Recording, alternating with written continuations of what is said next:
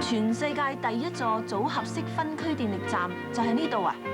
係啦，呢座分區電力站咧係由16個外形好似貨櫃嘅外殼組成嘅。佢就好似砌積木咁，將嗰啲組合櫃砌埋之後，再用電纜互相駁埋一齊，成個電力站咧就起好㗎啦。呢種組合式電力站有咩好處啊？佢嘅好處咧就係可以慳翻好多興建嘅時間。好似呢個電力站咁啊，就慳咗18個月時間啦。因為地基支架同嗰啲組合櫃可以同時建造，而嗰啲組合櫃嚟到呢，一勾上去支架上面咁就得啦，所以咪慳翻咁多時間啦。由於呢個電力站嘅支架係特別構造嘅，而且支架彼此之間呢又係用加拉力嘅方式嵌實，所以就算打大風啊都好穩陣㗎。喂，帶我入去逐個組合櫃睇下。唔好咁心急住，等我慢慢由外邊開始同你介紹啊。又好。嗱，你而家見到呢部分咧，就係整個電力站唯一裝喺室外嘅部分嚟啦。佢係將由發電廠輸嚟嘅132000伏特電流轉變成為11000伏特嘅變壓器嚟嘅噃。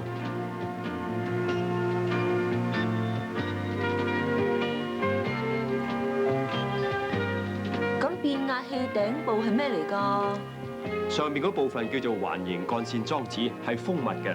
有事故發生咧，佢就會將有問題嘅電纜同埋變壓器隔開，咁其他正常嘅線路咧就會喺好短嘅時間之內重新投入服務啦。嗱，同你入去配電裝置房睇下。好啊。呢啲咁嘅配電裝置房咧，一共有4個，裏面就分開咗好多部配電機，每一部機負責配電喺一個單位，整個灣仔所需要嘅電力咧都係由呢度分配出去㗎。點解呢個控制室冇人嘅？因為呢個電力站咧係由電力公司嘅系統控制中心遙控同埋監察嘅，所以平時係冇人當值嘅。但係萬一出咗事呢，佢就可以由呢個控制室改為人手操作啦。呢個控制室一個人都冇，如果發生火警咁點啊？所以呢個電力站除咗用抗火嘅材料興建之外，仲有一個消防系統呢。呢個系統咧就包括咗一部電動水泵同埋一部柴油水泵。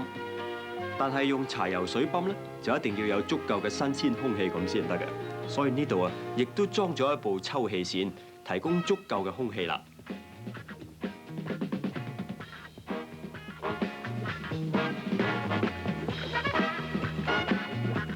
其實當時電力公司構思呢個組合式電力站呢，係鑑於電力需求年年增加，而且有關方面更希望喺今年夏天電力大幅度增加之前啊，起好呢個電力站，所以佢哋喺最後咧都決定用呢個方法嚟興建。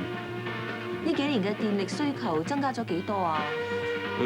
根據資料顯示呢，由70至80年之間，電力需求啊係增加咗2.6倍嘅。